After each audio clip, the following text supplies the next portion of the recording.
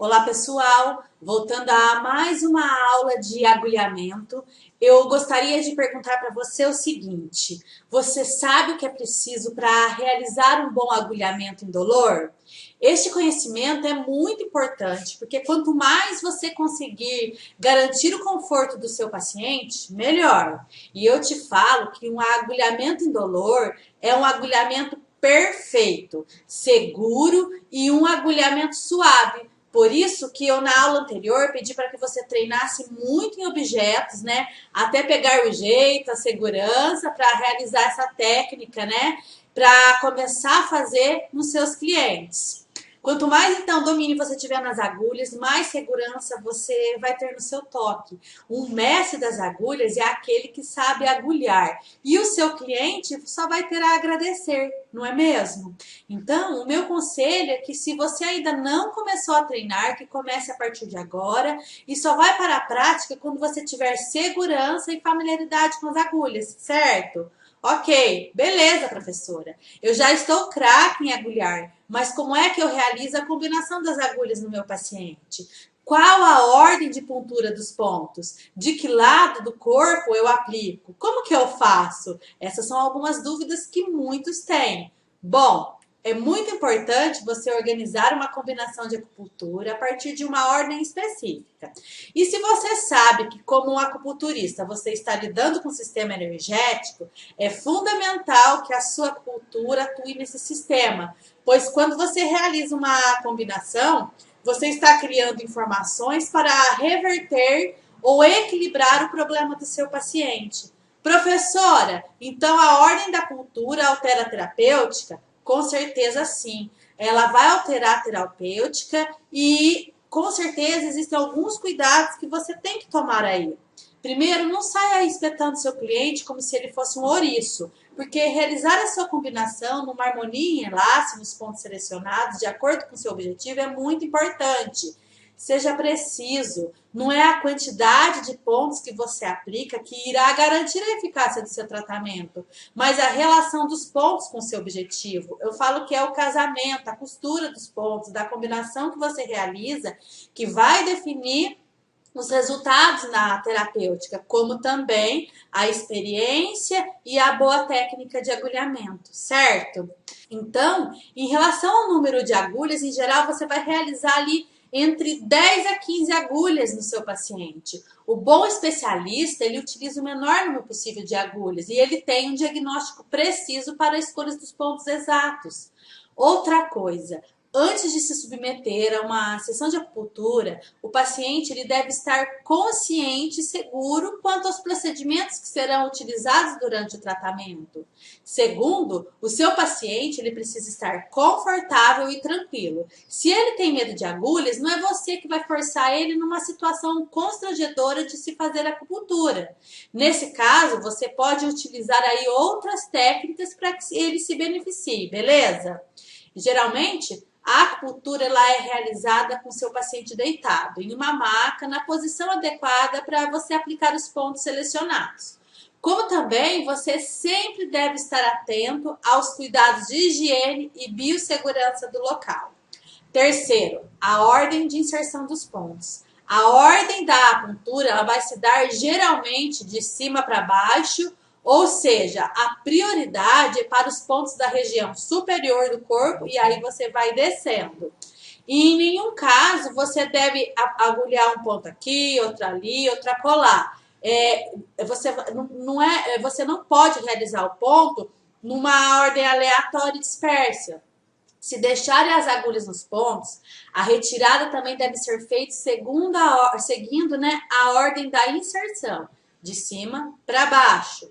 Mantenha essa ordem. E isso também, além de promover melhores resultados na sua combinação, vai passar segurança para o seu paciente que você utiliza ali. Ele vai perceber que você utiliza um critério para realizar o seu trabalho. Ele não vai ficar naquela tensão, aonde que ele vai espetar agora. Ele vai saber que você vai estar seguindo ali uma ordem.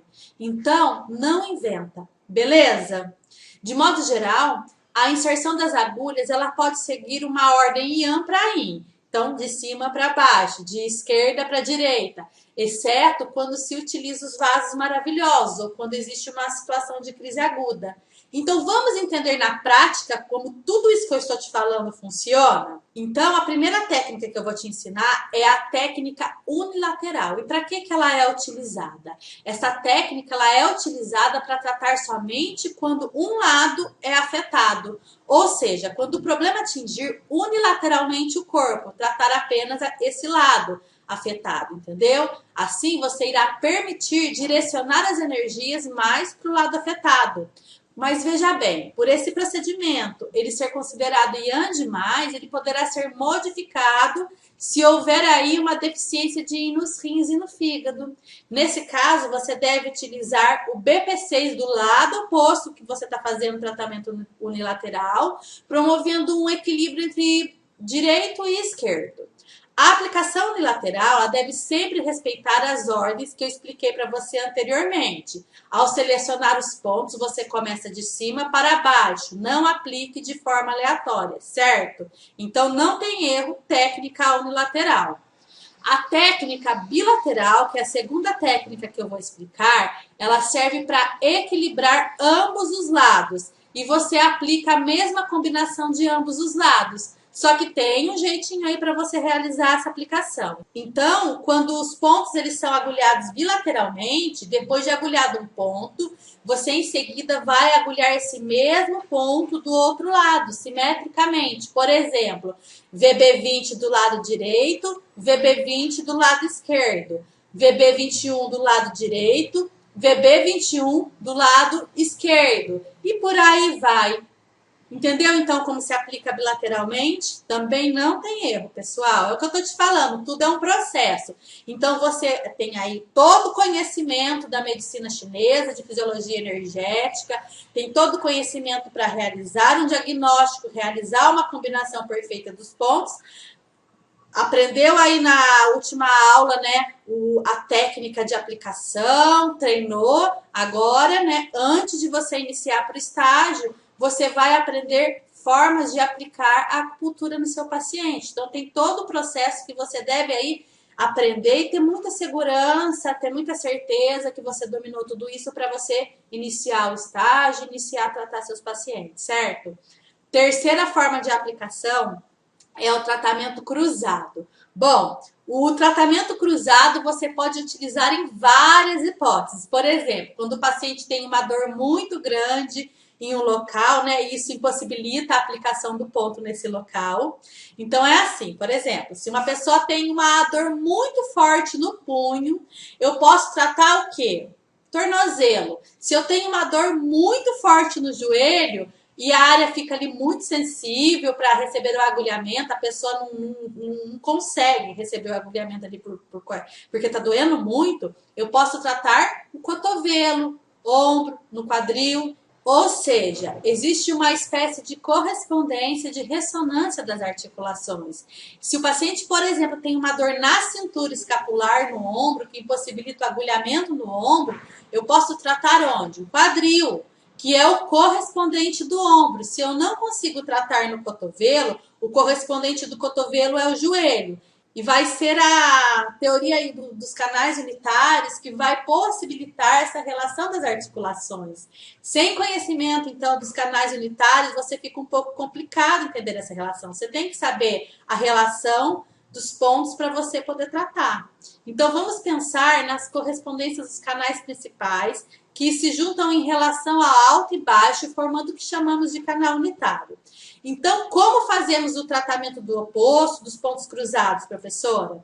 Então, vou falar a regra básica. Se a afecção estiver no alto, você vai tratar o baixo. Se a afecção estiver Yang, você vai tratar o Yin. Se a afecção estiver o Yin, vai tratar o Yang. Se a afecção estiver no lado direito, você vai tratar o lado esquerdo. Se a afecção estiver no lado esquerdo, você vai tratar o lado direito.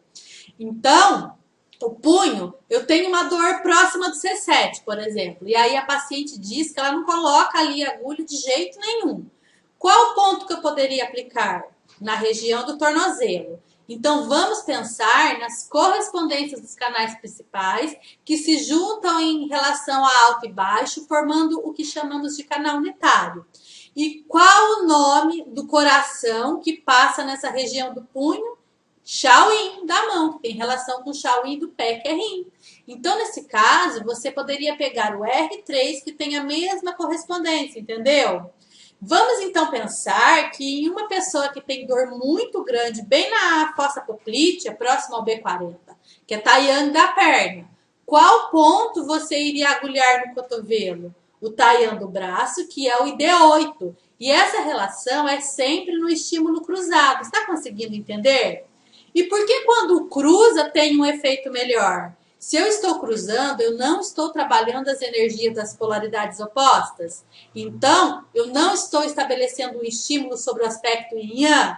Então, eu estou mandando a polaridade e mobilizando as energias. Então, o tratamento cruzado não é um acaso. Por exemplo, você tem sempre que relacionar o ponto da dor ao ponto do local correspondente.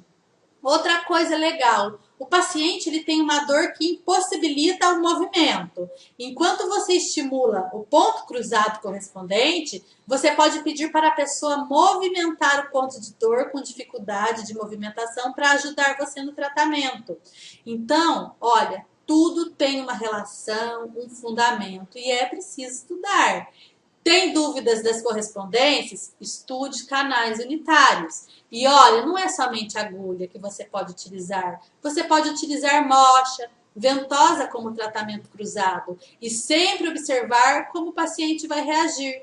Por exemplo, eu não consigo agulhar o lado da dor, você pode agulhar o lado oposto. E mais o ponto cruzado, essa também é uma opção. Você pode também ir combinando os pontos. Quando você entende o processo de como as coisas acontecem, você vai combinando o seu tratamento. Dor de cabeça. O dono da dor de cabeça não é o F3? Você pode colocar o R1 levando o Ti para deixar mais enraizado em terra. Pensando em canal unitário, o tratamento cruzado também pode ser utilizado para reduzir o número de agulhas no tratamento. Imagine seu paciente com dor. Não dá para utilizar muitas agulhas nesse paciente. Por exemplo, você pega um paciente que tem uma deficiência de rim, muita insônia, a água do rim não está controlando o fogo do coração, ou uma perda de conexão do canal unitário Shaoyin, aí você precisa reduzir o número de agulhas. Então, você pode ir cruzando. Você vai utilizar, por exemplo, R3 e C7, que são dois pontos do canal Shaoyin, para equilibrar água e fogo, equilibrar o Shaoyin da perna e equilibrar o Shaoyin da mão. Não é o mesmo canal unitário? Então, se eu quero reduzir o número de agulhas, eu posso ir cruzando.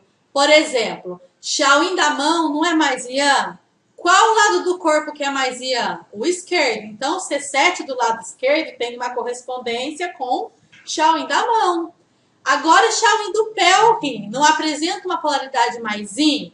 Então, R3 do lado direito. Então, cruzando polaridades opostas e buscando uma harmonização, você chega lá. Olha, eu sei que o que eu estou explicando é muito técnico, mas para você aprender mesmo, você tem que colocar tudo em prática, treinar e verificar os resultados que você vai obtendo. A conclusão ela é sua. Lado esquerdo é mais Yang e está em cima. Eu vou colocar lado esquerdo. Lado direito é mais Yin, baixo, direito. Essas são coisas que você tem que pensar para ir formulando o seu tratamento e fazer o seu protocolo. Tudo isso vai enriquecendo a sua experiência e é a sua prática clínica que vai mostrar o que funciona e o que não funciona. O que você está fazendo de errado e certo, você pode até ir pegando confiança. Então, apesar de parecer aí complicado, depois que você pega o jeito, utilizar pontos cruzados é bem simples, tá? Então, se está pegando dor em dois canais, por exemplo, o IG11 e o C3, que é cotovelo, você vai pegar dois correspondentes do joelho. Então, se tiver 3 canais, por exemplo, você vai cruzar 3 canais correspondentes na polaridade oposta, certo? Você pode estar pegando aí até uns 6 canais. Você aí pode inverter tudo, certo? O cruzamento dos pontos, você pode até aplicar os pontos de confluência dos canais extraordinários. Só 2 deles têm pontos próprios. E para acessar os canais, nós precisamos dos pontos de confluência. Além de você tratar os canais unitários, que são os canais que têm o mesmo nome, você pode também estar cruzando através dos canais acoplados interno, externo e Yang. Por exemplo, veja aí na imagem, tá Yang do pé, que é bexiga, trata Shaoyin do pé, que é rim. canais yin equilibram os canais yang. Os meridianos yang equilibram os meridianos yin. Por exemplo, dor do joelho direito. O canal Shaolin do pé, que é yin, é diagnosticado como canal doente. Os pontos correspondentes no meridiano Taiyan do pé, que é bexiga, criam equilíbrio. E esses pontos são escolhidos no lado esquerdo.